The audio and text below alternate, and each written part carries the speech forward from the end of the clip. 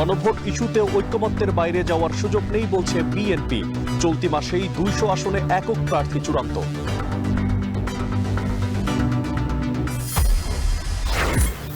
হাসিনা সহ 30 জনের গ্রেপ্তারি পরোয়ানা পাঠানো হলো আইজিপি ও বাহিনী প্রধানদের। চাঙ্কারপুলের মামলায় দুপুরে সাক্ষ্য দেবেন উপদেষ্টা আসিফ মাহমুদ।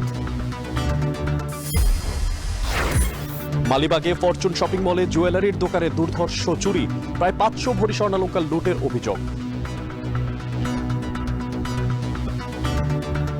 400 ভরি গোল্ড ছিল এবং 100 ভরি প্লাস বন্দুকি সোনা ছিল। যারা এর সাথে জড়িত বা কালপ্রিট যারা আছে তারা যেন আইনের আওতায় চলে আসে, এই ব্যবস্থা আমরা করবেন। সোমবার নাগাদ সব জিম্মি মুক্তি দেবে হামাস। বিনিময়ে সেনা প্রত্যাহার করবে তেল আবিব। যুদ্ধবিরতির অগ্রগতিতে গাজায় উল্লাস।